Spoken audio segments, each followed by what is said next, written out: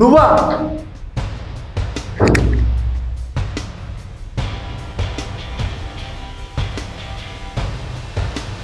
ఇన్ని రోజులు మాతోనే ఉంటూ మాతోనే తిరుగుతూ అందరినీ హత్య చేస్తూ మమ్మల్ని పిచ్చోళ్ళని చేసావు కదరా.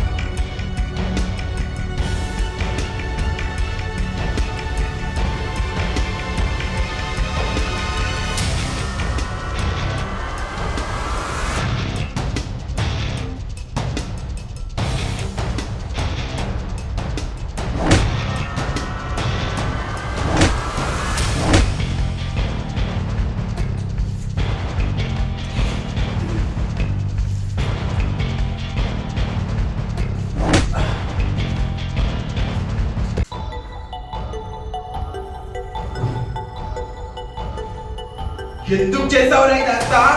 ఎందుకు చేసావు? నేను ఇలా మారడానికి ఒక కారణం ఉంది సార్. మా ఊరు ఎంతో అందమైన ప్రదేశం. సరే చెప్పు, ఇలా మారడానికి కారణం ఏంటి? ఒకప్పుడు చెప్పుకునేవాళ్ళు సార్, పోలీస్ అంటే దేవుళ్ళ నిలబడతాడని, తప్పు చేసిన వాళ్ళని శిక్షిస్తాడని. కానీ ఒకప్పుడులా ఇప్పుడు లేదు సార్. అయితే ఇప్పుడు ఏమైంది? పుట్టేటప్పుడు ఎవరు చెడ్డవాళ్ళగా పుట్టారని పెద్దలు అంటుంటారు, మీకు తెలుసా సార్? దానికి ఎగ్జాంపుల్ నేనే సార్. ఇండియా మ్యాప్లో ఎంత వెతికినా కనపడని చిన్న పల్లెటూరు గ్రామం మాది. ఊరు చుట్టూ కొండలు, కొండకట్టు వైపు ఎటు చూసిన అడవి ఉంటుంది. కాబట్టి తరచుగా వర్షాలు పడేవి. ఊరు మొత్తం వ్యవసాయం మీదే ఆధారపడే వాళ్ళ. ఒకరోజు ఆ అడవిలో బొగ్గు గనులు ఉన్నాయని చెప్పి ఆ అడవి మొత్తాన్ని తవ్వి ఒక మైనింగ్ కంపెనీ కట్టారు. ఆ కంపెనీ డెవలప్ అవుతూ అడవి మొత్తాన్ని నాశనం చేసింది. ఎప్పుడు పడే వర్షాలు అప్పుడప్పుడు పడడం మొదలుపెట్టాయి.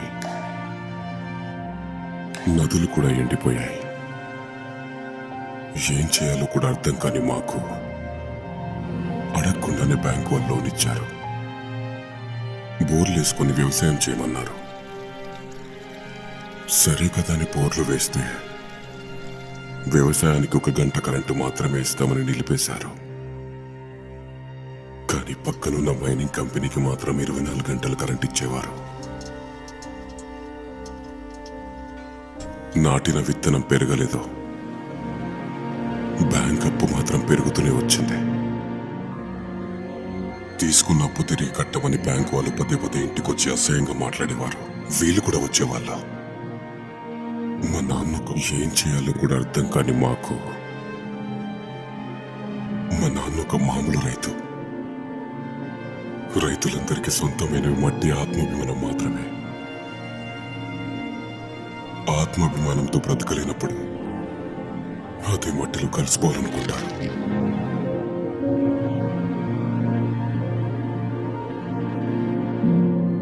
బ్రతికున్నప్పుడు అందరికీ దారి చూపించే మా నాన్న చనిపోయాక కూడా అదే చేశారు.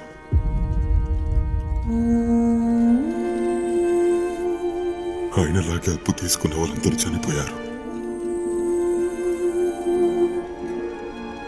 వాళ్ళు తీసుకున్న అప్పుకి మాకు ఏ సంబంధం లేకపోయినా వీళ్ళు మాటికి వాళ్ళ గురించి అసహ్యంగా మాట్లాడటం వినలేక వాళ్ళ పరువు కాపాడడానికి మా స్థలాలని మైనింగ్ కంపెనీకి అమ్మేసి ఆ వచ్చిన డబ్బుని బ్యాంకులో కట్టాం.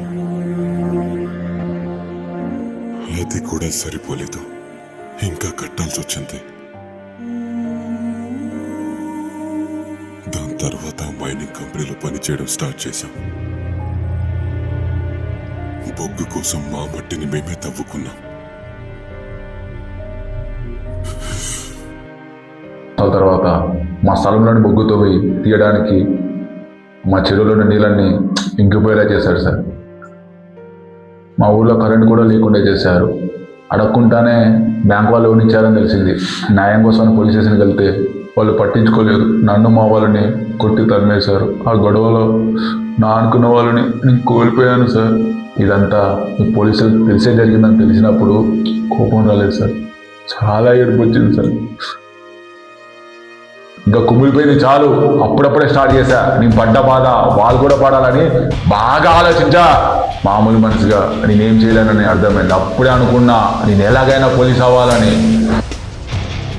మీరు టీంలోకి రావాల్సిన కానిస్టేబుల్ని చంపి వాన్ ప్లేసులకి నేను ఎంటర్ అయ్యా. నీ పక్కనే చేరా. అయితే నువ్వు పోలీసులను మాత్రమే చంపాలి. గవర్నమెంట్ హాస్పిటల్లో పనిచేసే వాడిని ఎందుకు చంపావురా? పోస్ట్ మార్టం రిపోర్ట్ నాకు అనుకూలంగా చేయలేదని వాడిని పొడిచి చంపాను. నువ్వు చాలా పెద్ద తప్పు చేస్తున్నావు. చట్టం నిన్ను వదిలిపెట్టదురా. సార్ మనకు డబ్బు ఉంటే చాలు సార్, చట్టం న్యాయం అనేది మన కాలు కింద ఉంటాయి సార్. మా దగ్గర డబ్బు లేనందుకే కదా సార్ మీరు మమ్మల్ని కుక్కను కొట్టినట్టు కొట్టించి తరిమేశారు. అప్పుడు మేము ఎంత బాధపడి ఉంటామో తెలుసా సార్ మీకు?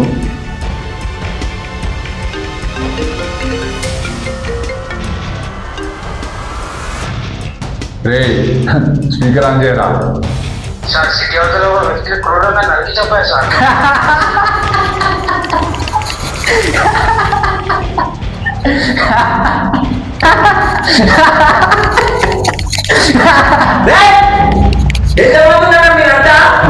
చెప్పు, లేకపోతే నా చెక్కులు చేస్తావు.